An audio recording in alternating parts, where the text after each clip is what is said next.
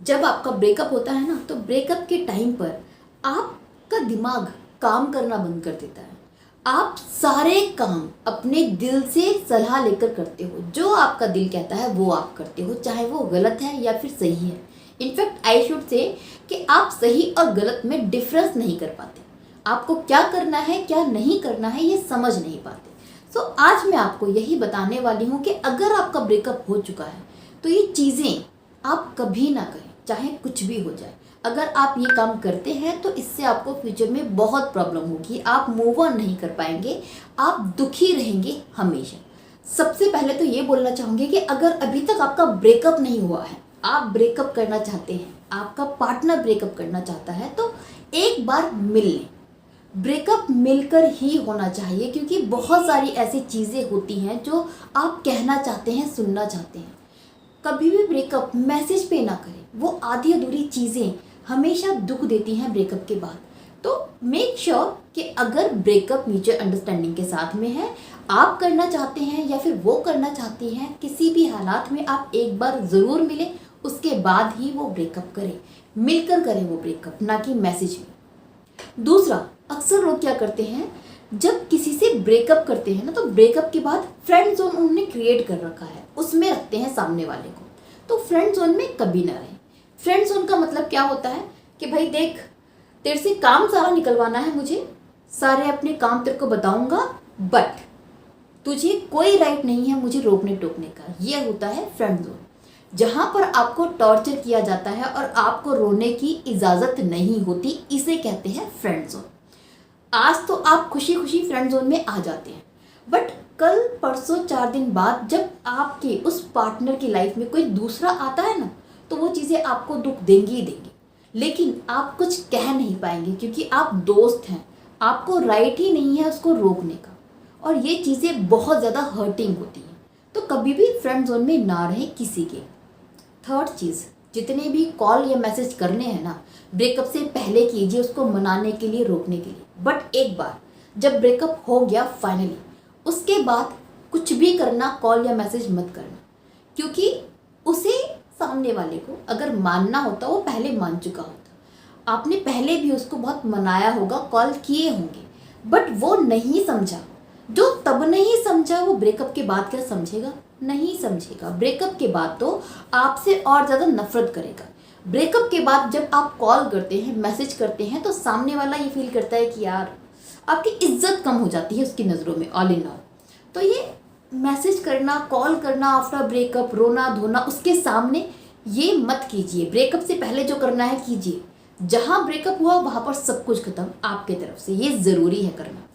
Next, अपना pen, अपना दर्द सोशल मीडिया पर अपलोड मत कीजिए। जब ब्रेकअप होता है तो मैनी टाइम लोग सोशल मीडिया की तरफ रुख कर लेते हैं, पोस्ट करते हैं, बताते हैं कि उनका दिल कितना दुखी है, वो कितना आज परेशान है, उनका उनकी ज़िंदगी कितनी मिजरेबल हो गई है, ये आप शो करते हो।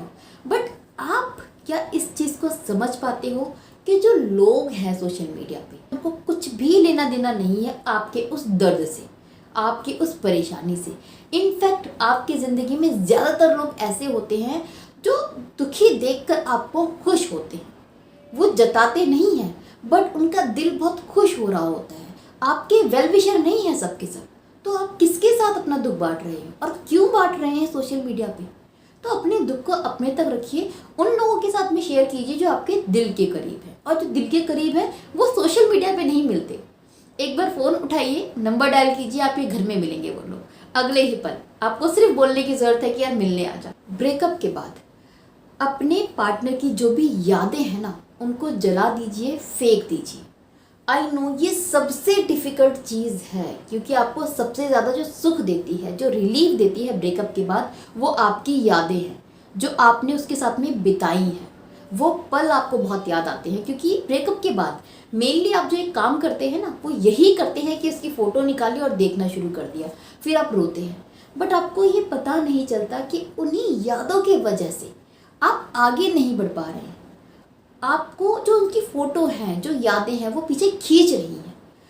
ये मुश्किल बहुत है, बट एक बार अगर आप उनकी फ़ोटो को डिलीट कर देंगे, उन यादों को हटा देंगे ना, फिर आप देखेंगे कि आप बहुत जल्दी मूव ऑन कर रहे हैं।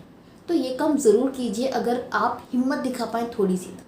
नेक्स्ट, अगर आपकी लाइफ में कोई आ जाए, जल्दी आ जाए, देखो वक्त के साथ में तो कोई ना कोई ज़रूर ज़िंदगी में आता है, बट अगर आप किसी और के साथ में थोड़ा जल्दी अटैच हो जाते हैं, 6-7 महीनों के अंदर ही मूव ऑन कर जाते हैं, आप किसी और को पसंद करने लगते हैं, तो उस नए रिश्ते के बारे में किसी को ना बताएं।